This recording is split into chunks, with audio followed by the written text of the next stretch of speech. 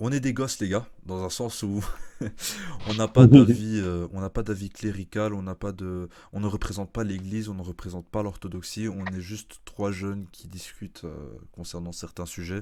On est là pour donner quelques conseils pour pouvoir s'en sortir, mais notre but c'est pas de se porter garant de l'orthodoxie et en tant qu'ambassadeur. Preuve en est, j'invite y compris des personnes qui sont catholiques et qui, si à l'avenir, j'inviterai aussi des personnes qui viennent de confessions totalement différentes.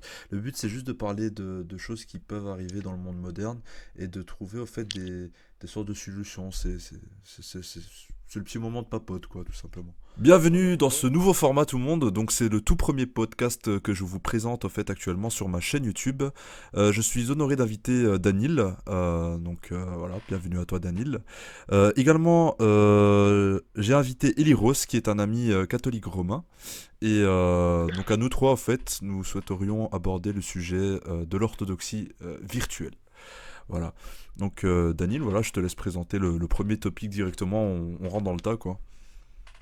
Ouais, on en a parlé juste avant. Donc, les réseaux sociaux et l'orthodoxie, c'est vraiment un truc qui nous tient à cœur parce que on est orthodoxe et on est sur les réseaux sociaux. Waouh, il en fallait peu. Et bah voilà, c'était on en parlait, puis on s'est dit ouais, on va s'organiser un peu, puis on va en parler d'une traite de plein de sujets qui nous intéressent. Donc voilà, je m'appelle Daniel, je suis un pote à Suleiman depuis pas mal de temps, et on va voir ce que ça donne. Super. Et toi, Eliros, une petite introduction de toi-même, ça serait bien pour le public. Bah écoutez, salut à tous. Donc moi c'est Eliros, effectivement. Donc on va dire que je vais plus représenter la partie catholique romain pour ce podcast ce soir. En fait, là, en tout cas pour cette fois, je serai plus en retrait parce qu'on va toucher un sujet qui est vraiment très spécifique et que moi je n'ai que assez peu fréquenté. À la limite, on va dire dans les quarts d'heure écuméniques, je pourrais parler de qu'est-ce qui se passe au niveau catholique. Sur tout ce qui est réseaux sociaux, etc. Mais on va dire que ouais, voilà, en tout cas pour l'orthodoxie, je pourrais pas en dire énormément. Donc voilà. D'accord. En tout cas, merci pour votre venue, les gars. Et sans plus tarder, on va directement attaquer le premier sujet qui est l'orthodoxie qui n'est pas du tout prosélyte. Alors, en privé, j'ai pu en discuter avec Daniel et Liros sur ce sujet-là, qui est de la présence orthodoxe au fait qu'on peut trouver de manière physique tout comme virtuelle. Daniel, je te laisse l'honneur, vas-y, je te laisse commencer. Fais-toi plaisir. Ok, bon, il y a pas mal de trucs à dire, mais ouais, l'idée principale, c'est que l'orthodoxie, elle n'a pas vocation à être prosélyte. Donc, on n'a pas cette envie d'instaurer, on va dire, l'orthodoxie dans le monde entier, convertir tout le monde euh, de force, parce que c'est, comment dire, dans notre religion, on sait que voilà, le royaume des cieux n'est pas de ce monde, donc on n'essaye pas de l'instaurer ici. En revanche, on peut pas être, comment dire, sans souci envers les personnes justement qui ne sont pas orthodoxes. On leur souhaite le meilleur et on leur souhaite le bonheur justement qu'on connaît. Et dans ce sens-là, bah voilà, on peut voir que des non-croyants deviennent croyants pour plusieurs raisons. Donc l'une des raisons, c'est ça peut être le travail des missionnaires à répandre la bonne nouvelle, on va dire. Mais justement, ce qu'on remarque parmi les nouveaux arrivants sur les réseaux sociaux ou dans la vraie vie, c'est que les gens, justement, ils ne deviennent pas orthodoxes forcément à travers des discours rationnels, pas à travers, par exemple, les miracles qu'on peut leur raconter. Donc, il me semble que tu avais une histoire, si tu peux la détailler un peu plus, justement, de cet exemple euh, où les orthodoxes, justement, quand ils voient un miracle, ils sentent pas cette envie, justement, de le L'extravagance. partager au monde. Ouais, ouais. L'extravagance. Oui, effectivement, j'ai cette anecdote au fait que j'aimerais vous partager. Ce serait concernant mon église tout simplement. Bon, à cette époque-là, je n'étais pas encore orthodoxe. Euh, à travers une discussion, j'ai parlé avec une moniale du monastère roumain de Namur, qui est en Belgique, et elle m'avait raconté qu'il y avait un miracle une fois concernant l'icône du Christ qui était au fait au coin de l'église. Et concernant cette icône, en fait, elle s'est mise à pleurer des larmes de myrrhe, voilà. Et donc les paroissiens l'ont remarqué, les membres du clergé l'ont vu, y compris pour la moniale. Et leur réaction fut, je dirais, étonnante dans un sens où ils n'ont pas réagi plus que ça. Dans un sens où, pour eux, c'était une évidence que c'était normal, au fait. Pour eux, c'était normal qu'il y avait ce genre de choses et qu'il n'y avait pas besoin de surréaction, en fait, devant ce genre de miracle. Et je trouve qu'en parallèle, on a un autre exemple qui est très parlant, c'est le miracle du feu sacré à Jérusalem. À chaque Pâques qui se déroule là-bas, on a des centaines et des milliers de personnes qui sont réunies au Saint-Sépulcre pour célébrer la résurrection du Christ et qui ont en face d'eux le feu sacré qui a comme attribut de ne pas brûler justement la peau et les vêtements. Mais qui pourtant, avec humilité, la prennent cette feu et qui n'est pas, je dirais, une sorte d'argument pour les orthodoxes pour être prosélytes. Dans un sens, Ouais. on va pas aller demain dans la rue pour dire, eh mais attendez, regardez, on a le feu sacré. Puis même si on le fait, enfin, même sans le faire, enfin, justement, le feu sacré, il Ah, arrive du tous coup, les ans. moi j'ai vécu Ouais, l'exemple vas-y. contraire pour le coup. Bon, c'est juste une anecdote, mais récemment j'avais parlé à une égyptienne copte qui justement me disait que il y avait. Alors, je n'ai plus exactement les détails, mais c'est un miracle qui se passe dans une église avec des bougies apparemment, et les flammes des bougies auraient des capacités spéciales. Mais voilà, je me suis pas renseigné plus que ça, mais bon, voilà, quand c'est à l'échelle individuelle, c'est vrai que ça peut avoir tendance à être utilisé, mais il est vrai que dans le sens global, dans le sens macro, ça n'est même pas utilisé en réalité. Oui. On aura des cas isolés de personnes justement qui seront très impactées par ces miracles, par ces récits, mais comme tu l'as dit, les roses à l'échelle macro. En effet, genre, par, tous les ans, tu as le feu sacré, pourtant les gens, t'as pas des conversions en masse tous les ans.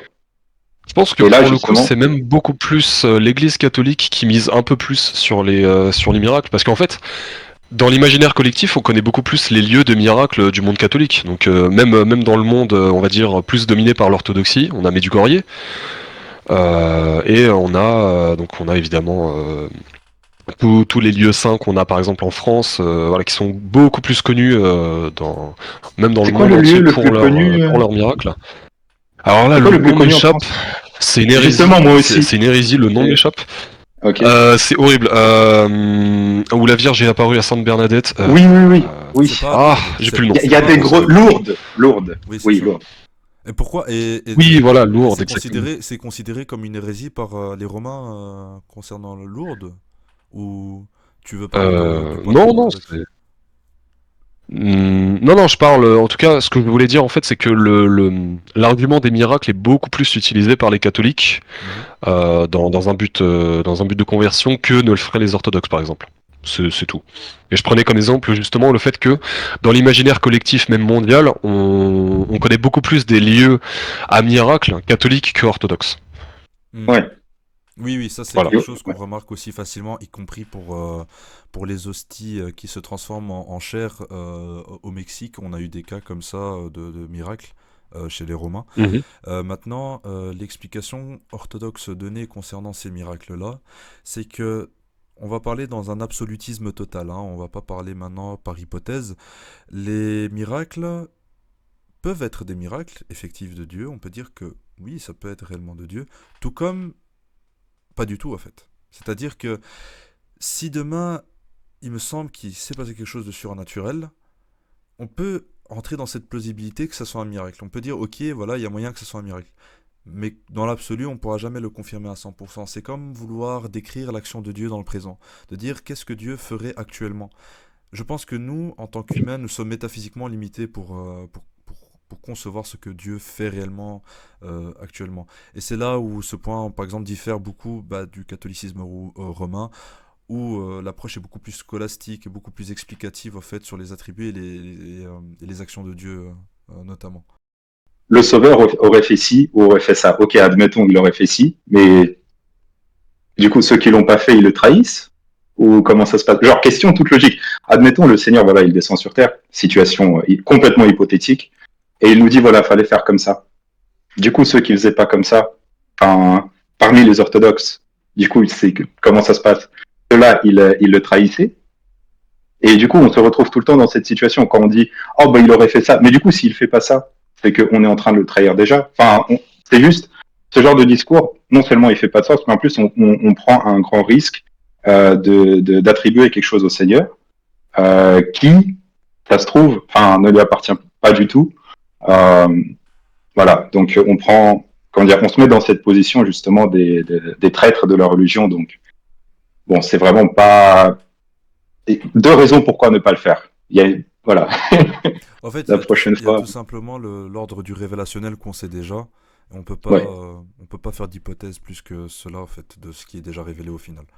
Euh, Sinon, Eliros, enfin, je sais pas ce que tu avais à dire, mais peut-être on peut du coup recadrer un peu vers les réseaux sociaux parce que là, Ouais, on va. ouais. Mais du coup, en fait, là, il y avait dans dans tout ce qui est non croyant, donc agnostique, athée, etc., qui vont vers l'orthodoxie, il y avait justement ceux qui passent par le rationalisme pour aller vers l'orthodoxie. Quelle est votre expérience, votre vécu par rapport à ça?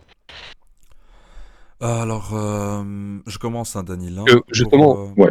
juste pour, excuse-moi, juste pour t'introduire, justement, vu que toi, par exemple, euh, toi, Anastasios, tu es un converti. Justement, par quel chemin es-tu passé? Si c'est le rationalisme, justement, ça peut être intéressant si tu l'expliques. Alors, c'est une excellente question. Ce qui m'a personnellement mené, au fait, au chemin de l'orthodoxie, c'est la théologie pure.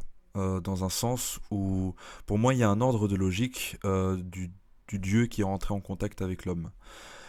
Euh, Maintenant, pour moi, dans un sens, c'est que nous naissons tous au départ, nous avons une vie à mener, à la fin, nous avons un jugement à assumer. C'est ce que je dis tout le temps. Et dans ce procédé-là, il faut qu'il y ait une certaine cohérence, il faut qu'il y ait une harmonie là-dedans. Tu comprends ce que je veux dire?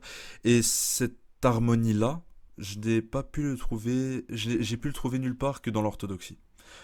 Comment et pourquoi?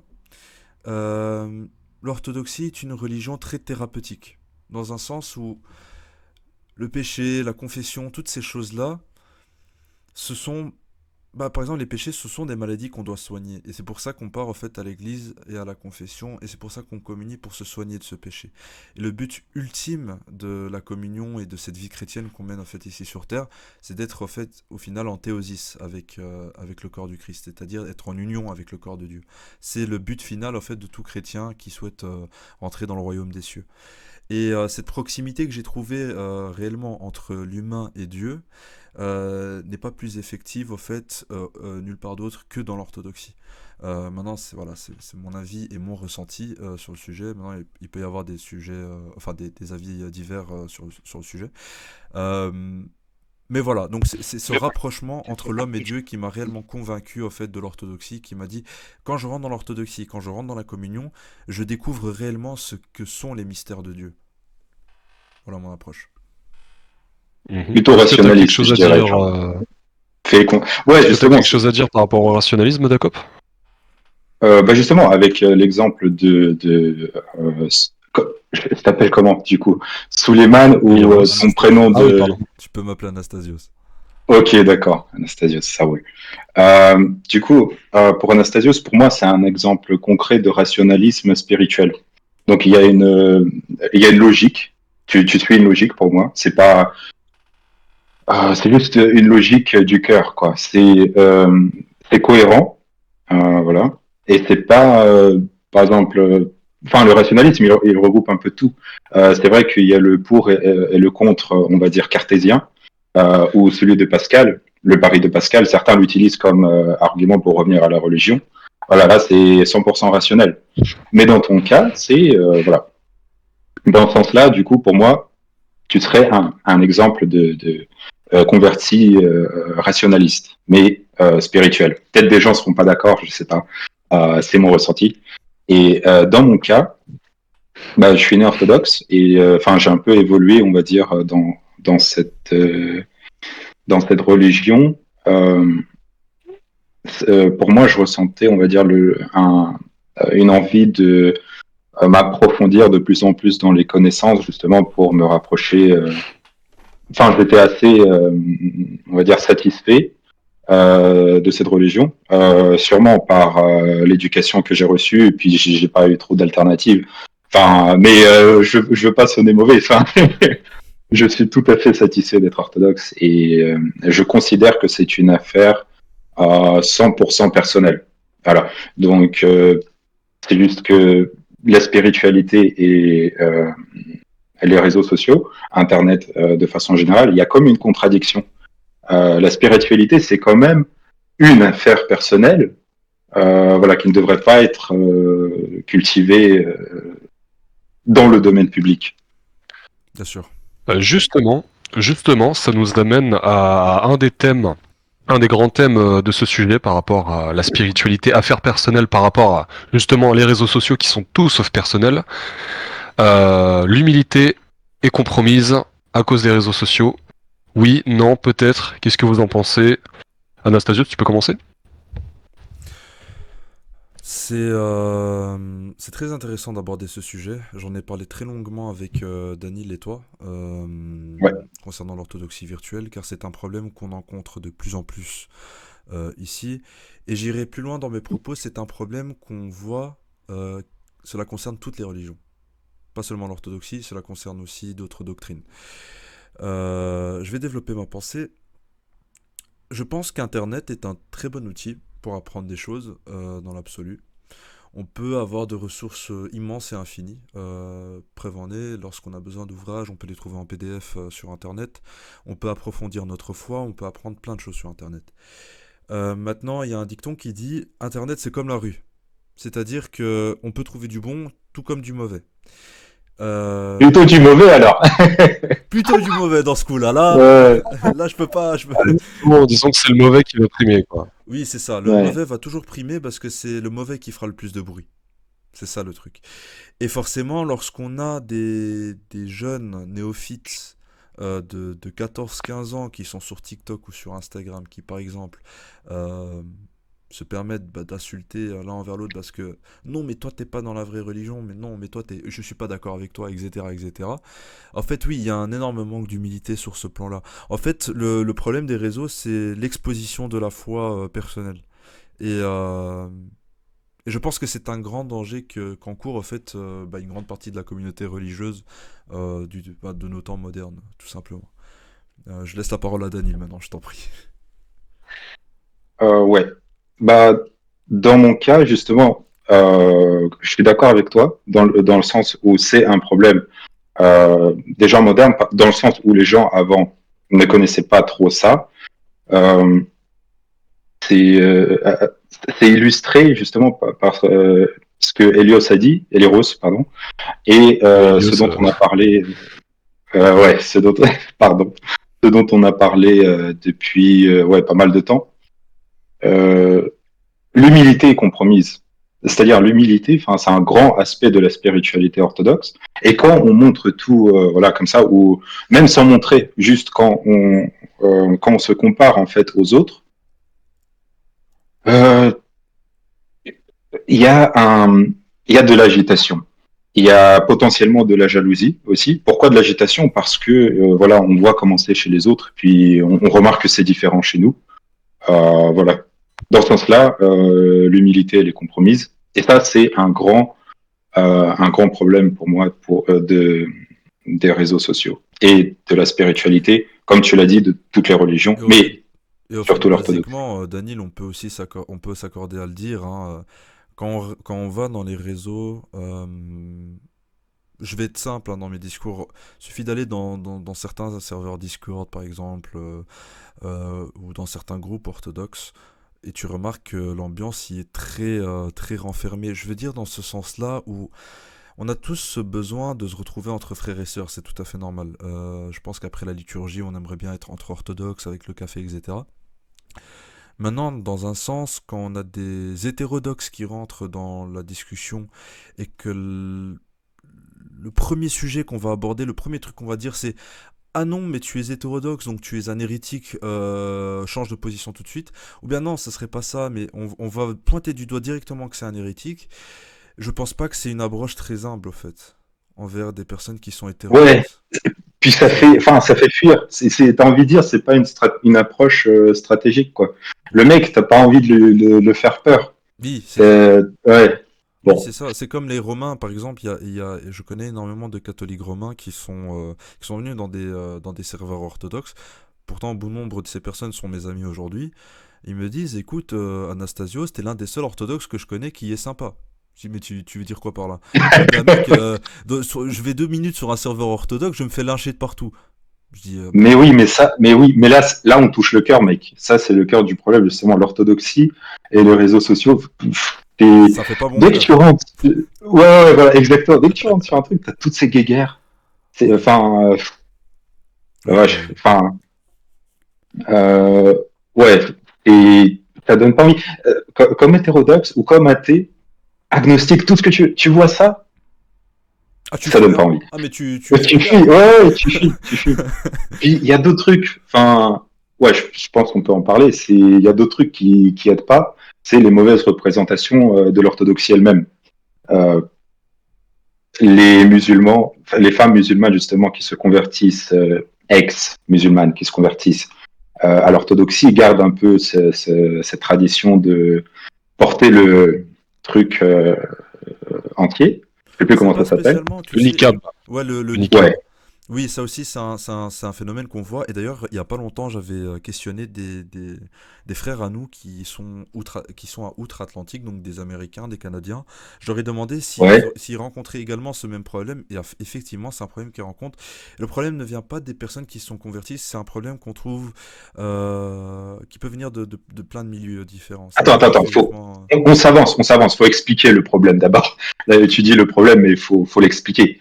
C'est le fait Non, que, mais justement. j'y viens tout de Ok, suite. ok, J'y viens tout de vas-y. suite. Donc, en fait, c'était juste pour t'avertir qu'au départ, j'ai discuté avec des personnes qui Ok. viennent d'un peu partout dans le monde. Et effectivement, c'est un problème qu'on trouve partout dans le monde. Donc, le problème qu'on est en train de décrire actuellement, chers spectateurs, c'est que on a un esthétisme, entre guillemets, musulman qui rentre dans l'orthodoxie. Dans un sens, là, on a parlé du niqab. On a des jeunes filles qui, par exemple, mettent le niqab. Donc, c'est pas un voile normal ou des habits amples, tu vois. Non, c'est pas ça le problème. Le problème, c'est que c'est un voile intégral qui couvre y compris le visage. Maintenant, d'un point de vue doctrinal et orthodoxe, ça n'existe pas. Ça n'existe Ouais. pas. Et dans aucune tradition orthodoxe, qu'elle soit grecque, géorgienne, russe ou peu importe, ça n'existe nulle part. Et donc ces jeunes filles disent oui mais non mais regarde les moniales, elles portent elles-mêmes cela. Premièrement les moniales elles sont ordonnées. Ce que ces jeunes filles ne le sont pas. Les moniales sont ordonnées pour porter ces habits liturgiques et monastiques. Et, Et encore, c'est pas intégral, et, intégral. et, et encore c'est pas intégral, c'est un voile enfin c'est un voile ample avec des habits amples. Voilà ça s'arrête là. Et secondement, on n'a pas à prendre des, euh, des esthétiques ou des apparences qui viennent d'autres doctrines qui sont en dehors de l'orthodoxie pour les intégrer à l'orthodoxie. Ouais. L'orthodoxie n'est pas une religion immuable dans la culture et dans les modes. C'est au monde de s'adapter à l'orthodoxie et pas l'inverse. Tu vois? Bien dit. Là, faut, comment dire, laisser à l'orthodoxie ce qui appartient à l'orthodoxie. C'est que, justement, c'est une religion de tradition qui est rattachée au sept conciles, à toutes ces instructions très précises, dogmatiques, qu'on veut pas modifier, justement. Si les gens viennent chez nous, c'est justement parce que on se positionne comme cette communauté qui conserve euh, le message initial transmis il y a très très longtemps, euh, très peu modifié. On est connu pour ça, donc ce serait bien de le garder. Mais enfin, peut-être je m'avance ou quoi, mais l'esthétisme, enfin, on peut continuer sur le sujet. Il n'y a pas que chez les orthodoxes eux-mêmes. Enfin, on a ce problème euh, de s'accrocher, on va dire, un peu trop beaucoup à la beauté plutôt qu'à la spiritualité. Euh, donc ça, c'est un problème. Ouais, on en avait parlé. Je pense que tu le connais mieux que moi. Ce serait pour te laisser expliquer mieux le problème, celui de l'esthétisme dans l'orthodoxie, donc pas que les néophytes, mais Oui, oui, même les anciens. je vois ce que tu veux dire. Merci de me le notifier, Daniel. Euh, donc l'esthétisme, c'est un sujet qui est aussi sur la table aujourd'hui pour ce podcast. Euh, il y a une beauté dans l'orthodoxie, et il est vrai que ça soit dans l'iconographie, dans les chants, dans l'architecture de l'église, dans la structuration de la divine liturgie. Tout est millimétré, tout est magnifique. Et je pense que n'importe quel être humain sensé qui rentre dans une église orthodoxe verrait cette béatitude et cette beauté. Et je trouve que c'est un bon outil de conversion, par exemple, pour une personne qui n'est pas familière à l'orthodoxie, qui rentre dans une église orthodoxe et qui assiste à une liturgie. Je pense qu'il peut être touché par la beauté. Et je pense que c'est quelque chose de positif pour un départ. Mais pour certaines personnes, cet élan cet élan en fait de commencement, bah ça ne restera plus un élan, mais ça reste quelque chose d'immuable et de définitif. Et ces personnes restent purement dans l'esthétique. Et tellement qu'ils s'attardent en fait sur l'esthétisme qu'ils oublient en fait le goût de la spiritualité et de la théologie en elle-même. Je parle en connaissance de cause parce que moi, au départ, j'ai été comme ça pendant des mois et des mois. Je me basais principalement que sur les icônes, sur les chants. On a tous connu. Based. Voilà, base, voilà. On a tout le temps eu quelqu'un dans notre entourage qui dit: Oh, c'est trop basé, oh bordel, oh putain, c'est trop basé. Ouais. Non, mais en fait, à un moment, c'est intéressant, oui, c'est beau, c'est bien de s'attarder un peu dessus, mais il faut passer la suite. Il faut tourner la page et il faut lire maintenant. Il faut rentrer dans les profondeurs des textes patristiques, dans les profondeurs de l'histoire de l'Église, etc. Et, euh, et croyez-moi, et en tout cas pour les néophytes qui me regardent et qui sont dans cette situation que je vous décris, je suis pas en train de vous incriminer, les gars. Ce que je vous conseille réellement de faire, c'est de tout simplement réellement de plonger dans la théologie, parce qu'une fois que vous aurez compris au fait le miel que découle l'orthodoxie, vous pourrez vivre votre théologie pleinement. Vous voyez ce que je veux dire. Et plus important encore, écoutez votre père spirituel lorsqu'il vous donne des consignes à faire durant votre catéchuménat. C'est très important. Euh, Eleros, tu as quelque chose à ajouter? En soi, j'aimerais dire un truc, mais Bah écoutez, pour revenir un peu sur le sujet, parce qu'en réalité, pour la beauté, je pense réellement, et je pense aussi que vous serez d'accord, au niveau beauté, au niveau esthétisme, catholicisme et orthodoxie se valent largement. Culturellement, on a vraiment fait des choses incroyables. Et pour revenir, on va dire, un peu plus sur le sujet d'avant, donc tout ce qui va être humilité, etc. En fait, de ce que j'ai pu voir, alors la majorité de mon expérience va se baser sur des serveurs Discord, donc vraiment la communauté, parce que je vais pas sur TikTok ou sur Insta, etc. Et de ce que j'ai pu voir, niveau humilité, ça peut aller. En fait, de ce que j'ai vu, les gens qui manquent d'humilité, les catholiques qui vont manquer d'humilité, voire même les convertis, sont plutôt des gens isolés. Les gens croisades, etc. C'est plutôt des mecs isolés qui refuseront plutôt d'aller sur des serveurs catholiques et qui iront plutôt sur d'autres types de serveurs pour aller casser les couilles. ok, donc vous en Moi, avez aussi. Chez les catholiques, vous en avez aussi. Il n'y a pas que nous. Évidemment, évidemment. Ok, d'accord. Les casse-couilles. C'est bon, je suis rassuré. Mais Je pensais que c'était. il y en a des casse-couilles partout, hein, dans toutes les religions. Il y en a, ça, Des John Lambrouille, t'inquiète pas, on en a tous. Hein, ça, malheureusement, c'est un péché commun. Et en termes de comportement, ce que je vais plutôt voir, donc là, ce sera vraiment basé beaucoup sur le serveur d'un célèbre moine dominicain. Je pense que vous l'aurez tous reconnu. Ce que je vais voir, c'est il y a beaucoup de ferveur, ça c'est très bien. Il y a un esprit communautaire qui est bon et plutôt ouvert, que c'est mou. Si tu veux, c'est pas les plus gros tradis du game. Hein. C'est un peu ce que j'aurais à leur reprocher, c'est que les catholiques qui se convertissent ou les catholiques ils vont pratiquer, en tout cas sur les réseaux sociaux, parce que dans la réalité c'est très différent. On le sait aujourd'hui, les jeunes catholiques, ils vont chez les tridentins, ils vont faire des trucs d'éther. Maintenant, sur internet, ouais, je dirais que c'est plutôt mou et les gens bagarres, les gens croisades, c'est des mecs assez isolés. J'en ai parlé, il y en a qui sont sympas, mais voilà quoi. En fait, je trouve que ça manque de connaissances, ça manque de connaissances théologiques. Donc il y a de la ferveur, il y a de la joie, c'est très très bien, mais ouais. Et pour ce qui est des abayas, là on parlait des abayas orthodoxes, pour ce qui est des abayas catholiques, en fait, ça va donc, en gros, pour resituer le truc, ça va être tout ce qui est abus vestimentaire par rapport aux religieux.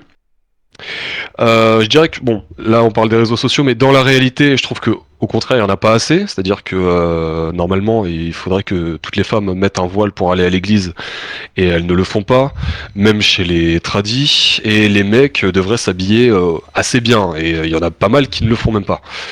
Ensuite, pour ce qui est des réseaux sociaux, alors on a tous, je pense qu'on a tous entendu parler de ces jeunes filles catholiques qui vont mettre le voile, mais tout le temps.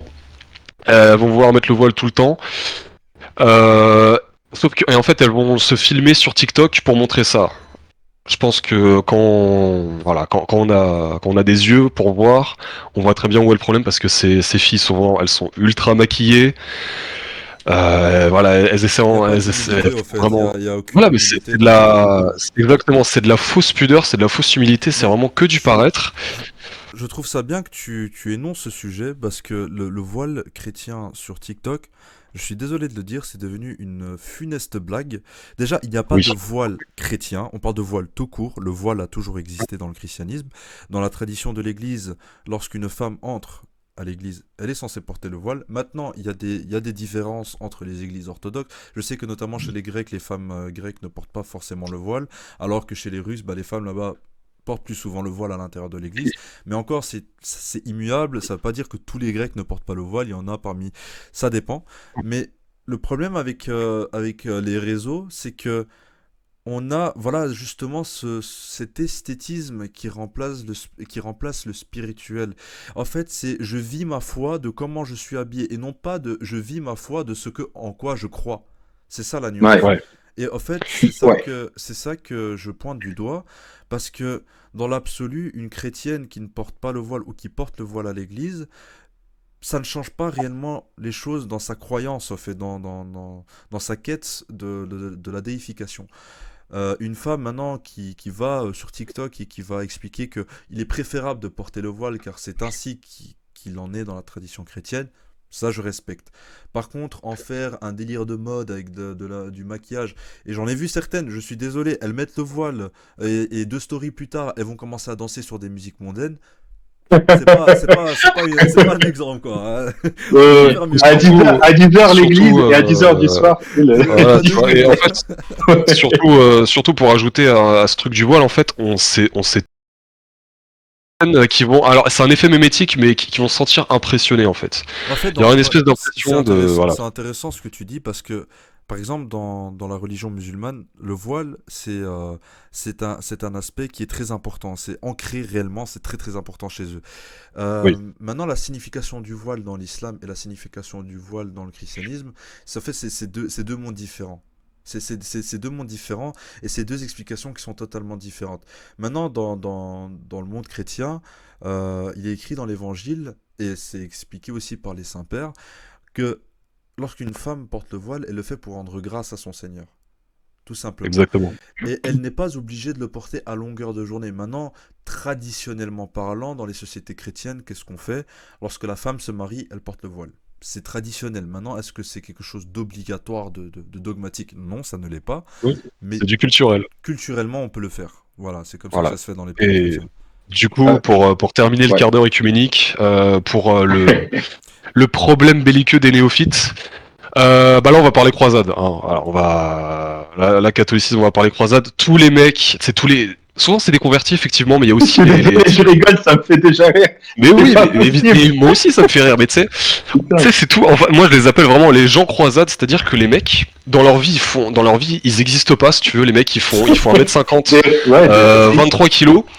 Et ouais. en fait, quand il y a un mec d'une certaine religion qu'on connaît tous qui les regarde dans la rue, en fait, ils baissent les yeux. Et en même temps, ils vont rentrer chez eux le soir et sur Internet, oui, les croisades, Jérusalem, non. Voilà. Alors en fait, normalement, un vrai chrétien, si tu veux. Non, pardon, un vrai catholique, il va pas faire des appels aux croisades toutes les 2 heures sur TikTok et que tout le monde va lui mettre des vents parce que et que tout le monde va l'ignorer en fait parce que tout le monde s'en bat les couilles. En fait, le vrai catholique, il va toute sa vie, il va s'y préparer, il va être chaud bouillant et sur Internet, il en parlera pas parce que normalement, un vrai homme catholique, il a des couilles et les couilles signifient que tu vas pas faire le kéké sur dans des endroits où ça ne vaut rien. Ouais. C'est en fait tout simplement. Donc tous les et souvent effectivement ça concerne les convertis qui ont ce problème d'être belliqueux. Dans leur vie, ils font rien et ils vont crier aux croisades toutes les 2 secondes sur Internet. C'est insupportable. Mais c'est un C'est problème qu'on retrouve aussi. à gifler d'auto-urgence. Voilà. Je vais laisser la parole à Daniel parce que je vois qu'il a voulu Vas-y. intervenir à plusieurs reprises. Donc je te laisse la parole, Daniel. Ouais, j'aurais pu attendre, mais ouais, pas de souci. C'est juste pour vraiment amplifier l'aspect des réseaux sociaux, à quel point c'est mauvais. Justement, quand on parle de l'esthétisme extrême comme finité en soi, c'est-à-dire dans le cas où l'esthétisme, c'est la finité et non la spiritualité, les réseaux sociaux, ils amplifient ce phénomène. Il y a pas mal d'études sur l'impact du format 7 secondes TikTok qui déforme complètement donc la capacité du cerveau. Alors je sais qu'on n'en a pas parlé en privé avant, ça c'est un truc que j'aime m'en souvenir, mais c'est ouvert à la discussion. Enfin, j'ai envie d'entendre votre avis après, mais ces formats 7 secondes, en fait, ils vont complètement casser le, le, le, la concentration euh, et la concentration va être transformée complètement en une nouvelle fenêtre, Mhm. cette fenêtre de 7 secondes.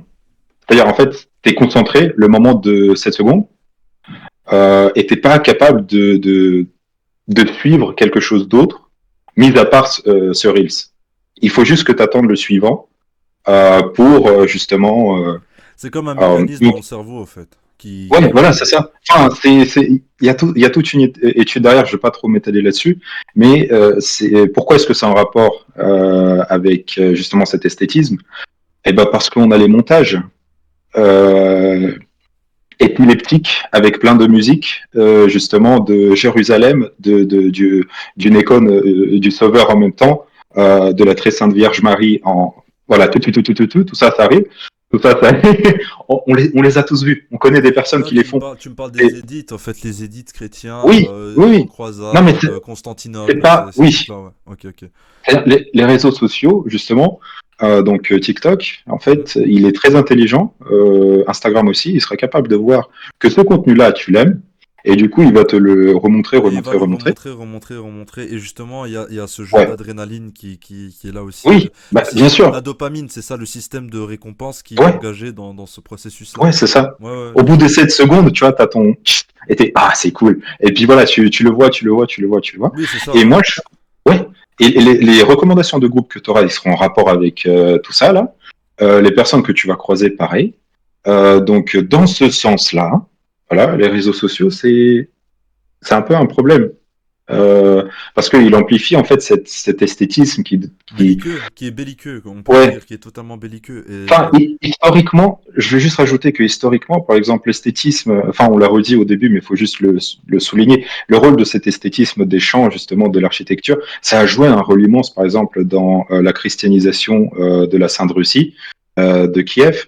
Donc, c'était le prince Vladimir, justement, qui avait plusieurs, euh, comment dire, il a envoyé plusieurs personnes chez plusieurs religions, donc musulmanes, bouddhistes, orthodoxes, byzantins. Donc quand ils sont arrivés, quand ils sont revenus de Byzance, lui expliquer comment c'est beau, il voulait le voir par lui-même, et voilà, de fil en aiguille.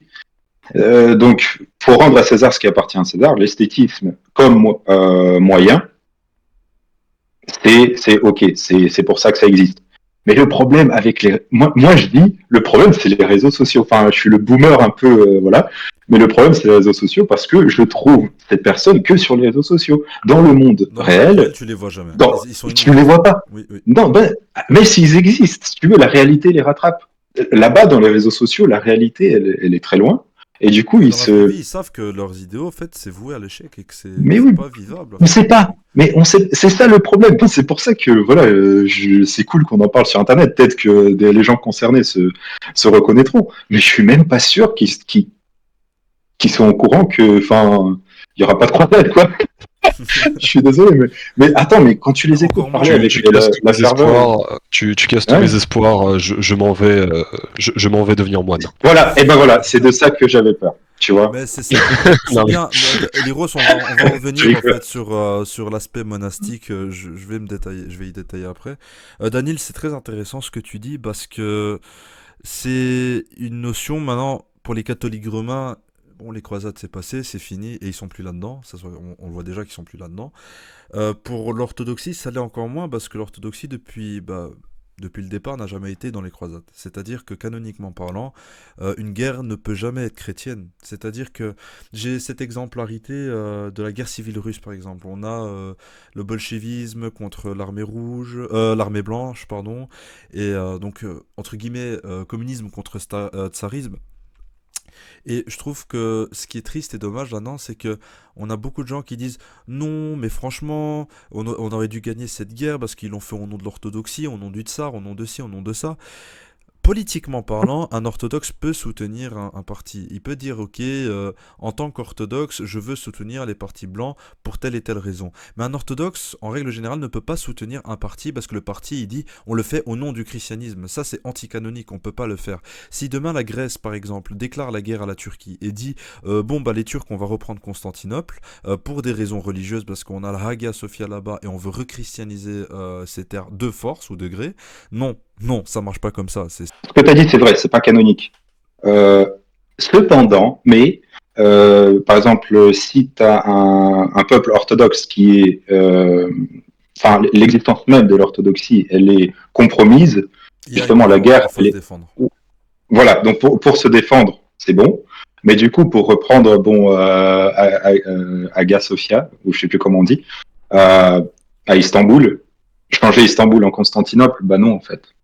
Oui, on peut pas le faire pour des C'est pas, raisons bah non. orthodoxes, c'est impossible. Et comme tu dis, Oui, dans un but défensif, c'est notre devoir de se défendre. Et je pense, et j'ai oublié le nom du Saint-Père, c'est même pas un Saint-Père, je pense que c'est Saint-Pierre qui parlait concernant Saint-Paul. Saint-Pierre. Saint-Pierre ou Saint-Paul, mais je suis pas sûr.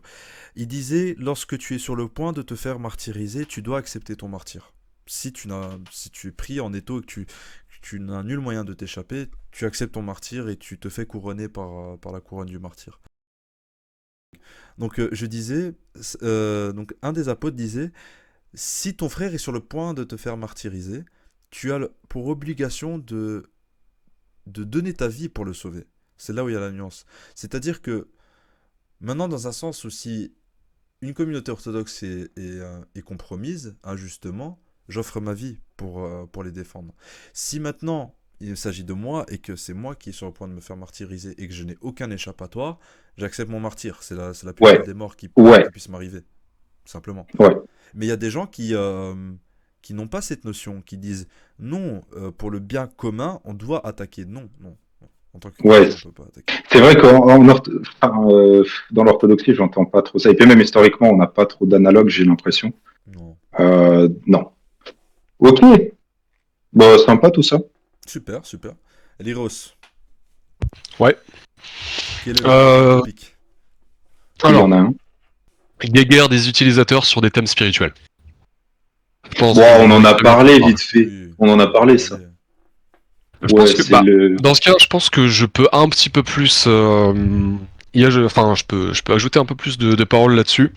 Vas-y. Ce qu'on peut observer sur les réseaux sociaux, alors ça se voit aussi beaucoup chez les musulmans par exemple, mais on peut aussi voir ce genre de choses chez les chrétiens, c'est par par excès d'orgueil, il y a des gens qui vont se croire plus orthodoxes, là on reste dans le thème de l'orthodoxie, qui vont se dire je suis plus orthodoxe que toi, je suis meilleur que toi, et en fait, de petit à petit, ça va créer des embrouilles entre deux personnes qui vont finir à des embrouilles entre 4 personnes, entre 10 personnes. Et en fait, au sein même, par exemple, d'un serveur Discord ou d'une communauté virtuelle religieuse, il va y avoir un mini, pas un schisme, mais il va y avoir une espèce de sentiment clanique qui va se créer. Ça veut dire que il y a une nouvelle personne qui va arriver. Il va parler à un tel qui va dire ouais mais par contre parle pas à lui hein, parce que lui il dit n'importe quoi, il dit de la merde, Ouais, etc. Ouais, c'est ça. Non, pas charismatique, tu vois, mais n'en arrivons pas là, si tu veux, n'en arrivons pas là, parce qu'en vrai, c'est que des petites embrouilles ouais. entre personnes qui se considèrent quand même orthodoxes, mais ils vont dire, ah non, l'écoute pas lui, il dit de la merde.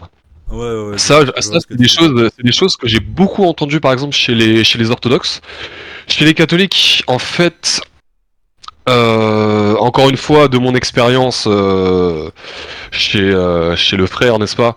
C'est pas trop ça. Par contre, quand tu commences à douter, par exemple, quand tu commences à douter d'un truc, là, par exemple, par contre, ils sont en PLS et il peut y avoir quelques embrouilles.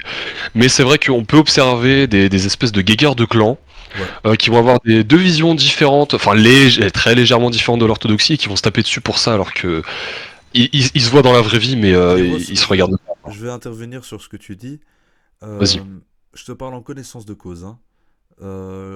Quelle N'est-ce qu'en pas? soit la communauté, quelle qu'en soit la communauté avec qui je parle, que ce soit avec des orthodoxes, des catholiques, des musulmans ou des juifs, il y a une nette différence entre les personnes qui sont intellectuelles dans leur religion et je qualifierais les autres de paysans. Je suis désolé, hein, pour moi, beaucoup dans la religion sont des paysans, dans le sens Waouh, un où dieu! ils vont lire deux livres, ils vont croire tout comprendre. Et moi, je faisais un peu cet amalgame à l'époque où je me disais, oui, mais par exemple, Mais bon. regarde, regarde la communauté musulmane. Moi, au départ, j'ai eu un avis très négatif contre tout le monde. Moi, je faisais l'amalgame. Maintenant, il y a une proportion qui est totalement débile et haineuse parce qu'en fait, c'est des paysans. Mais quand tu regardes dans des branches un peu plus intellectuelles de l'islam, où personnellement, j'ai déjà parlé avec des professeurs de théologie musulmans, c'est des personnes qui sont plus agréables à discuter. Et il y a moyen de faire consensus et de discuter et d'avancer les choses. Maintenant, si je parle à un gamin de 16 ans qui est sur TikTok, qui se dit musulman par exemple, ou catholique ou juif, et que son seul moyen c'est de dire oui, mais en fait, t'es un mécréant ou t'es un hérétique ou un truc dans le genre, et que le gars il va te Voilà. répondre à côté de la plaque à longueur de journée, je vais pas arriver loin. Mais si maintenant je parle avec des professeurs de théologie qui sont musulmans, mais qui sont agréés là-dedans, hein, qui s'y connaissent réellement dans la religion musulmane, c'est pas des gosses qui vont t'insulter parce que oh, t'es orthodoxe, parce que j'ai même parlé avec un professeur musulman, je lui ai dit que j'ai apostasié, il a rien dit sur ça. Il a rien dit sur ça, mais qu'est-ce qu'il s'en foutait? C'est pour ça que moi je dis, en fait, ça dépend de qui on rencontre aussi. Bien sûr, je trouve ça intéressant qu'on puisse émettre des critiques sur des religions, voilà. Euh, mais il faut que ça soit des critiques qui soient constructives et intelligentes. Il faut savoir cibler la critique. Il faut pas que ça soit des critiques blasphématoires inutiles, dans un sens où, tu vois, par exemple, Daniel, demain, je vais dans une synagogue et je décide de rentrer dedans et je sais pas, j'insulte tous les juifs et tout, je jette. Par exemple, je fais un truc comme ça, mais c'est totalement Très osé. débile. Ouais. Ouais, mais c'est totalement débile parce qu'au final, qu'est-ce que t'aurais gagné de faire ça? T'auras rien gagné 10 à ans de faire ça. prison. Oui, c'est ça, en plus, en plus. On gagne Oui, rien en oui. faisant ça. Non, mais ouais, mais encore une fois le problème. Le problème, c'est les réseaux sociaux. De mon temps. Parce que là, ce que tu viens de dire, c'est dans le mille. Euh, les gens très cultivés, justement, les intellectuels, ils ne sont pas sur les réseaux sociaux. En fait, sur les réseaux sociaux, tu as les paysans qui ont lu deux bouquins et qui vont prendre Constantinople. Le problème, c'est que la spiritualité, c'est une affaire personnelle. Hein, je vais le rappeler quand même. C'est une affaire personnelle. Donc, à un moment, voilà, je pense qu'on est d'accord pour dire que les réseaux sociaux, dans beaucoup de cas, ça sert comme inertie pour rentrer, on va dire, dans la spiritualité. Après, voilà, peut-être cette vidéo va être utile dans ce sens-là. C'est que les gars, maintenant, on s'y met. Les saints pères, les écrits saints, la prière, affaires personnelles, voilà, on s'y met, les gars. Ne vous perdez pas trop dans Constantinople. Je pensais pas le dire un jour, mais voilà. La prière, pareil, faut pas la montrer autour. C'est une affaire personnelle. Le problème, c'est que, enfin, il y a le concept de ouvrir son âme au monde, c'est mauvais. Pourquoi? Parce que justement, le truc qui est très personnel, donc la prière, si on l'a fait sur les réseaux sociaux, je pense qu'on a déjà vu ce genre de truc, Mhm. un peu le truc un peu démonstratif, que ce soit en montrant ces gamins, oh, on est la meilleure Ouais. famille qui existe parce que voilà, je suis la bonne maman et mes enfants, regardez comment ils sont mignons, ils prient. Le problème avec ça, c'est que en fait, on montre aux autres comment est-ce qu'on prie, donc on invite un peu les autres à juger, Et surtout, en fait, enfin, il y a cette tentation de se donner le droit de juger des autres de comment ils prient. Enfin, c'est un peu, ça sonne un peu abstrait, mais c'est des choses réelles. Et c'est pour ça que vraiment, il faut se concentrer sur soi-même, ne pas trop s'engouffrer dans cette spiritualité 2.0. La raison principale étant on va donner en fait des motifs aux autres et aux soi-même de juger les autres, et ça quand même, enfin c'est pas bien, ça compromet l'humilité, c'est un facteur d'agitation et de tout ce qu'il y a de mauvais. Voilà. Donc ce qui est le plus sacré, le plus important, faut le conserver, c'est vraiment privé. La spiritualité, c'est entre nous-mêmes et le Seigneur. Donc ça, faut le respecter. C'est pas entre nous-mêmes et les autres. Voilà. C'est pour ça, moi, ça me fait toujours rire. Enfin, rire et pleurer, je sais pas. Quand je vois tous les gens justement qui montrent, enfin, comment ils prient, comment ils. Enfin, du Et coup. parmi les religions, et ce qui me sidère et ce qui me choque profondément, c'est que les gens ils sont arrivés à un niveau de jugement tel que la première chose qu'ils vont aborder, c'est non, mais ta religion, elle est fausse pour telle raison. Sincèrement, les amis, je veux vous dire un truc, hein, chers spectateurs. Si les questions et réponses seraient aussi simples entre les divergences religieuses qu'il y a entre les religions, il n'y aurait pas plein de religions. Il n'y aurait qu'une seule religion. Si Merci. c'était Ouais, ça, bah oui. tout Ouais. simplement. Mais les gens, en fait, ils sont tellement limités mentalement ils vont voir, par exemple, voilà, je vais prendre le cas euh, d'un orthodoxe, par exemple, sur un catholique. Je pense que le grand schisme, en fait, c'est un bel exemple. C'est que l'orthodoxe, il va venir, ou le catholique va venir, il va dire non, mais toi, t'es un hérétique parce que tu suis le filioque. Ah, mais toi, t'es un hérétique parce que je sais pas, vous ne reconnaissez pas Ouais. la suprématie papale. Mais il y a 2000, enfin, il y a plus de 1000, il y a presque 1000 ans de schisme, les gars. Il y a eu des débats entre les pères de l'Église d'Occident et les pères de l'Église d'Orient qui ont duré presque 1000 ans. Est-ce que vous pensez pas sérieusement qu'ils n'ont pas déjà vérifié toutes ces hypothèses? S'ils sont toujours arrivés dans un désaccord, c'est pas demain qu'on va arriver à un accord et c'est pas demain Oui. c'est pas demain qu'un gosse qui s'appelle Kevin qui a 13 ans qui va aller sur TikTok qui va dire ah mais attends en fait les orthodoxes c'est des hérétiques parce qu'ils suivent pas le pape. C'est pas sa parole qui réglera les choses demain. Ça réglera rien du tout, en fait. C'est inutile, ça créera des embrouilles pour Oui. rien. En fait, il faut savoir faire un vivre ensemble, en fait, avec tout le monde, avec toutes les communautés religieuses, et avoir des barrières qui sont saines, dans un sens où, tu vois, je crois pas en ta religion, je vais pas forcément suivre ta doctrine, toi, tu vas pas forcément suivre ma doctrine, mais on peut être voisins, tu vois, on peut bien s'entendre, et ça s'arrête là, c'est tout, tu vois.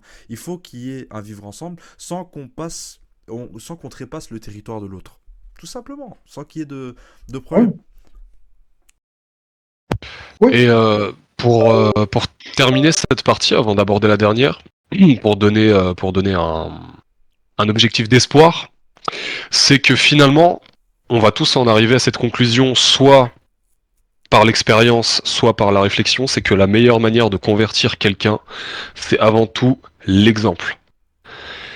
L'exemple qu'on va donner aux autres sera 1000 fois, 1 million de fois supérieur à n'importe quoi d'autre pour convertir quelqu'un. Ouais.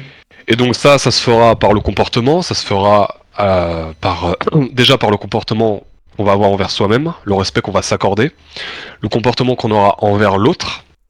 Et ce comportement, ces deux types de comportements seront forgés par la culture. Cultiver sa foi, mais de manière véritable, c'est-à-dire dans son coin, et ensuite, une fois qu'on a fait macérer spirituellement cette culture qu'on vient de prendre, on peut ensuite, et aussi avec la maturité qui vient avec l'âge, on pourra ensuite la transmettre à l'autre au travers de l'exemple, au travers du comportement. Et c'est comme ça, et surtout c'est comme ça que le monde connu, donc Rome, est devenu chrétienne. C'est par l'exemple que les chrétiens primitifs ont donné. En étant martyrs, en souriant à la mort, en vivant de manière très pieuse, c'est comme ça que les chrétiens ont réussi à faire de leur religion la religion officielle de Rome. Ça s'est fait petit à petit, parce que évidemment convertir les masses, ça se fait pas en 2 secondes, à part si on le fait violemment. Et c'est comme ça que ça a marché. C'est pour ça que le christianisme a réussi à triompher, c'est parce que les chrétiens d'antan, les premiers chrétiens, ont été exemplaires, tout simplement. Exactement. Exactement. Il y a un proverbe qui dit pour la personne qui n'est pas chrétienne, le seul évangile accessible qui lui est, c'est nous-mêmes au final. C'est notre comportement, c'est nos agissements. Très bien dit. Très très beau. C'est le seul évangile. J'aime beaucoup ça. Puis même, chez les orthodoxes russes, il y a Séraphim de Sarov qui disait soit orthodoxe et 1000 personnes orthodoxes seront 1000 personnes seront orthodoxes autour de toi. Bon, là, voilà, être orthodoxe, c'est très difficile, mais il y a cette garantie de si tu suis tout, voilà, tu vas convertir plusieurs. Ça me fait penser, parce que cette citation de Séraphim Sarov, je la connais en plus, c'est que ça me fait penser à deux anecdotes en fait. La première, c'était une fille qui était sur un serveur orthodoxe. En fait, elle cherchait une église orthodoxe sur Bruxelles. Je l'ai contactée pour lui dire, bah écoute, tu peux venir dans mon église et en même temps je t'accompagne, comme ça tu te sens pas seul. Et la première fois qu'elle est venue et qu'on avait bu le café après la liturgie, qu'on a discuté avec elle et tout, elle m'a dit, franchement, vous êtes trop sympa dans votre église. Je dis, bah c'est normal, on est obligé d'accueillir tout le monde en fait, c'est notre devoir en fait tout simplement. Et elle m'a dit, j'ai jamais vu des personnes qui étaient aussi bienveillants. Je dis, bah pourtant ça existe, hein, ça existe et c'est comme ça que chaque chrétien doit agir. Mais, Et pourtant la fille, je vais pas, mais pourtant cette personne a maintenant la chance de l'être. Parce qu'on lui a tendu la main, parce qu'on lui a dit, même si tu es quelqu'un qui a fait peut-être des erreurs dans le passé ou des choses comme ça, bah, alléluia. Désolé, instant. on va parler en langue, on va commencer à danser. Ah non, c'est bien, non. Bon, On n'est pas protestant. on n'est pas protestant. Ouais, voilà, l'instant protestant. L'instant discrimination, c'était pour maintenant. C'était gratuit, Non, c'était ouais, méchant. c'est quoi C'est de l'expression bonne là? guerre, c'est de bonne guerre. C'est de bonne guerre, voilà, C'est de c'est de bonne bonne guerre. guerre. Certes. Et la seconde anecdote que j'ai à vous raconter, les gars, c'était cette semaine en fait. J'ai un ami qui était athée et qui a vraiment, je dirais pas une vie non exemplaire, parce que c'est quelqu'un qui prend soin de son hygiène de vie, qui est sympa, etc. Et c'est quelqu'un qui est très intellectuel, il aime bien découvrir des trucs, etc. Il a soif de connaissances, en fait. Et au départ, en fait, quand je lui ai dit que je me convertissais à l'orthodoxie, il s'était même foutu de ma gueule, en fait, en disant, bah, regarde, tu te convertis à la religion des Grecs et des Russes, tu t'es un déraciné, blablabla, blablabla, bon, on connaît l'argument. Et du coup, moi, je lui ai ri au nez, je lui ai dit, bah, on verra bien, hein. Je lui ai dit, écoute, viens, on se donne rendez-vous dans un an ou 2 ans, on verra comment on aura évolué chacun de notre côté. Et on s'est reparlé, du coup, il y a pas longtemps. Et il s'avère, en fait, tout simplement qu'il qu'il a été intrigué, en fait, par ma transformation, dans le sens de ma transformation psychique, hein. Quand on se convertit à une religion, ça a un impact aussi sur le caractère, hein. Le caractère change, surtout quand on est sincère dans notre démarche. Et il m'a dit, tu as vraiment beaucoup changé, etc. Je vois qu'il y a un changement dans ton comportement, et que ce soit même dans la morale, tout ça. Je suis intrigué par l'orthodoxie. Et ben juste ça, les amis. Moi, je dis que c'est une beauté. Pourquoi? Parce que, comme l'a dit en fait Eliros, c'est tout simplement le comportement qui montre le chemin en fait aux non-orthodoxes ou aux personnes qui sont pas dans le christianisme. Ouais. Ok. Si personne n'a quelque chose à rajouter, on va pouvoir passer à la dernière partie. Pour finir sur une note positive, parce qu'il y a beaucoup de positivité quand même dans les réseaux sociaux par rapport à l'orthodoxie, c'est les avantages spirituels des réseaux sociaux. Qui veut commencer? Je te Allez, laisse c'est aller. parti. Ouais, oui. Alors, euh, il y a beaucoup d'aspects positifs. Voilà, c'est principalement la publicité. C'est, on va dire, dans les temps anciens, fallait traverser, je sais pas, à pied 1000 jours pour aller d'un bout à l'autre. Aujourd'hui, voilà, c'est une fraction milliseconde, donc un millionième de seconde pour comment dire traverser l'océan. Voilà, plus ou moins. Donc ça, naturellement, c'est un grand plus. Et ça rapproche les gens. Voilà. Donc, je pense, on connaît tous une personne ici qui a entendu parler de l'orthodoxie grâce à Internet. Quand j'étais aux Pays-Bas, il y a eu beaucoup de nouveaux néophytes, justement, nouveaux néophytes, pléonasme, c'est pas grave, qui sont venus là, justement, grâce à Internet. Donc, voilà, c'est seul argument qui regroupe tous les autres arguments, j'imagine. Les réseaux sociaux, c'est pas que du mauvais. Voilà. Ça permet l'inertie spirituelle pour beaucoup de personnes. J'ai rien à rajouter là-dedans, personnellement. Tu as, tu as dit l'exactitude de ma pensée.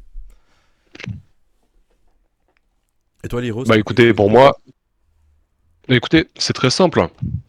Je vais juste balancer une petite anecdote sur ma vie qui expliquera tout. Il y a eu un moment, en fait, déjà, j'ai découvert entre guillemets l'orthodoxie parce que remettons les choses un petit peu dans le contexte. L'orthodoxie entre guillemets n'existe pas en France. Personne ne connaît réellement l'orthodoxie dans la culture française. C'est quelque chose qui entre guillemets n'existe pas. C'est beaucoup plus le catholicisme, etc. Et un petit peu le protestantisme. Moi, j'ai rencontré, alors je vous ai rencontré vous deux sur Internet, mais pour le cas d'Anastasios plus précisément, c'est Anastasios qui m'a donné une adresse. Ça a été un moment où j'avais envie de découvrir l'orthodoxie de manière physique. Et c'est Anastasios qui m'a donné les recommandations, qui m'a donné l'adresse, qui m'a donné les personnes, les personnes cléricales à qui parler. Et grâce à ça, du coup, je me suis déplacé moi-même dans une église orthodoxe. J'ai participé à à la première liturgie orthodoxe de ma vie. Et comme ça, alors évidemment, j'ai pas fait la communion, mais du coup, j'ai pu lâcher un billet de 10 balles pour la quête, donc ça fait plaisir. Et j'ai pu parler au prêtre. Ouais, voilà, faut C'était faire l'instant plaisir. catholique, Faire ça, plaisir. non? C'était l'instant Pourquoi? catholique. C'est le réflexe Pourquoi? un peu de donner l'argent à l'église, non? Ah bah C'est ils le font aussi, ils le faisaient aussi là où j'étais, donc bon. Non, Et c'était ouais, du coup plus. j'ai. Non, enfin, les orthodoxes, ils le font aussi, mais chez les catholiques, ça Ouais. a une autre signification. Depuis qu'un certain pape a dit, si je dis pas de bêtises, C'est-à-dire. C'est depuis qu'un certain pape a dit, c'est-à-dire. justement, je me souviens plus du nom, mais en gros, il y avait justement donné, vous pouvez payer pour que tous vos péchés soient pardonnés, un truc comme ça. Ah non, non, non, non, pas du tout, non, non. Enfin, je pensais pas du tout à ça. Non, c'est juste, Ok, d'accord. Pardon, c'était j'ai un vu au tact. moment. C'était un tact. Non, non, non, je connaissais même pas ça, tu vois. Donc bon, je sais pas d'où ça vient, mais non, mais c'est juste, je voyais qu'il y avait un moment où vous pouvez donner de l'argent. J'ai vu qu'il y avait, j'avais un billet de 10 dans la poche. Je dis, allez, vas-y, tu vois. Ouais. Et donc voilà, en fait, du coup, j'ai pu parler au prêtre, etc. Donc c'était une expérience super sympa. Donc même si évidemment je suis pas devenu orthodoxe ou quoi. Et en fait, je me dis. Tout ça, c'est grâce à Internet finalement, et je me dis, par exemple, si pour les gens, si on veut convertir à l'orthodoxie, tous les gens qui n'ont pas l'opportunité de connaître l'orthodoxie parce que culturellement elle est inexistante en France, bah Internet, si on veut se bouger le cul quand même aussi, Internet permet de réellement découvrir l'orthodoxie de manière véritable en réalité. Bien Il sûr, suffit de s'entourer il suffit de s'entourer des bonnes personnes, d'avoir les bons conseils et de sortir de chez soi, et là, ouais, tu peux physiquement rencontrer l'orthodoxie. c'est vrai, Et c'est vrai. ça, je pense que ça, on le doit uniquement à Internet. Parce qu'évidemment, il n'y a pas de prédication publique, etc. Donc, c'est vraiment Internet qui permet ce genre de choses. Et ça, c'est quelque chose dont l'orthodoxie aurait véritablement à gagner, À tout exploiter, simplement. entre guillemets, oui. Bon, moi, je Oui. vois ce que tu veux dire. Mais pour ça, il faut les bonnes personnes. Donc, Anastasio, ça a été la bonne personne. Et du coup, par l'exemple, justement, tu peux cultiver ce talent, cette capacité chez d'autres. Donc Bien sûr. voilà, tout simplement. Bien sûr. Bah, je suis d'accord avec toi, hein. Et c'est comme ça que j'ai rencontré par ailleurs mon parrain. Donc je le salue aussi à travers ce podcast, car c'est aussi lui qui m'a beaucoup aidé dans le chemin d'orthodoxie et qui pourtant m'a beaucoup, beaucoup aidé hein, dans mon cheminement. C'était dans un sens où, lorsque vous vous entourez de personnes, entourez-vous toujours de personnes qui sont là et qui acceptent, y compris vos défauts. Dans le sens où c'est pas quelqu'un qui va vous lâcher parce que vous avez fait un seul pas de travers et puis basta. Vous voyez ce que je veux dire? C'est là où on rencontre les vraies amitiés et c'est là où on rencontre aussi les vrais frères et sœurs orthodoxes. Si j'ai un frère ou une sœur qui pêche devant moi, je vais pas commencer à le faire culpabiliser devant tout le monde, dire oh là là, qu'est-ce que t'as fait, c'est scandaleux. Non, non. Le but, ce sera de le prendre en privé, de lui expliquer gentiment, ouais, tu sais, dans l'orthodoxie, c'est pas comme ça. Il faut être pédagogue, les gars. On n'est pas des animaux, on n'est pas là pour se gueuler dessus entre nous. Euh, la plupart des gens n'ont pas la subtilité de la foi et il faut la montrer, justement, cette subtilité. C'est une donnée qui se partage. On peut pas les garder exclusivement pour nous. Voilà. En tout cas, voilà, c'était tout pour moi pour aujourd'hui. Bah écoutez, je pense on en a déjà fait beaucoup. Ouais, puis on s'en sort On a bien bien. discuté. Je pense qu'on s'en sort Tu bien. trouves? Ouais, ça va. Je Il pense y a qu'on a eu été des un peu connexions long dans logiques, il y a eu des nos. arguments. Oui, ah bah Ouais, forcément, il y des a des fois on est trucs un à se peu long dire. dans nos explications, il y a beaucoup de ou de répétitions, mais bon, ça c'est normal. Oui, bien sûr. On n'est pas trop habitué. Mais bon, on espère qu'en tout cas, si vous nous écoutez, ça vous aura plu. Et merci encore à Anastasios pour l'idée, pour l'organisation, beaucoup à Dakop aussi qui a beaucoup participé à l'organisation. Ça a été très très cool et j'espère qu'on pourra refaire ça très bientôt. Bien sûr, Ouais, évidemment. Je veux merci pour juste l'invitation. Je vous en prie les gars, vous êtes tous les bienvenus. Juste petit aparté, on est des gosses les gars, dans un sens où on n'a pas d'avis, on n'a pas d'avis clérical, on ne représente pas l'Église, on ne représente pas l'orthodoxie. On est juste trois jeunes qui discutent concernant certains sujets. On est là pour donner quelques conseils pour pouvoir s'en sortir, mais notre but c'est pas de se porter garant de l'orthodoxie et en tant qu'ambassadeur. Preuve en est, j'invite y compris des personnes qui sont catholiques. Et qui sait à l'avenir, j'inviterai aussi des personnes qui viennent de confessions totalement différentes. Le but, c'est juste de parler de choses qui peuvent arriver dans le monde moderne et de trouver au fait des sortes de solutions. C'est le petit moment de papote, quoi, tout simplement. Voilà, je vais juste Ouais. vous prévenir sur ça, quoi. Oui, oui, parce que on voit venir les gens s'attaquer à des trucs hyper précis. Enfin, en vrai, s'il y a des trucs faux, bien sûr, je serai le premier à lire, comment dire, les corrections. Mais principalement, ce format-là, c'est juste qu'on a plein de trucs à se dire, puis on s'est dit, hé les gars, et si, voilà, et si Et on si on organisait parlait? un peu tout ça, ouais, et si on parlait, truc tout bête. Donc voilà, on parle juste et Oui, c'est ça, quoi. vous prenez pas la tête. Peut-être il y a des trucs intéressants qui, voilà, justement sur la partie internet, sur les réseaux sociaux, le décérébration, enfin, perte des capacités intellectuelles à cause du doom screening là. Voilà, peut-être ça fera vibrer quelques personnes, remettre en question, parce que c'est un fait scientifique. Mais le reste, c'est voilà, C'est juste une de la discussion. papote, c'est de la papote Voilà. et c'est juste donner l'avis de trois personnes. Bah voilà, on a tous la vingtaine ici les gars. Le but c'est de donner l'avis d'un jeune de la vingtaine qui est au beau milieu de ce bourbier de ce qu'est les réseaux. Des personnes qui peuvent arriver ici dans les réseaux et qui ne peuvent justement pas comprendre ce qui se passe et ils se disent oula, est-ce qu'ils sont tous comme ça? Justement non, voilà, maintenant vous avez ce podcast qui est disponible maintenant pendant toute la vidéo. Et les choses sont à nuancer surtout. En tout cas, Danil, Eliros, merci pour votre participation, mes chers amis et frères. Euh, C'est un plaisir, vraiment pur plaisir. Également, merci beaucoup. N'hésitez pas à vous abonner et pour toute question, posez-les dans les commentaires. Dans la description, vous trouverez également mon Discord. Comme ça, vous pouvez aussi directement interagir avec moi.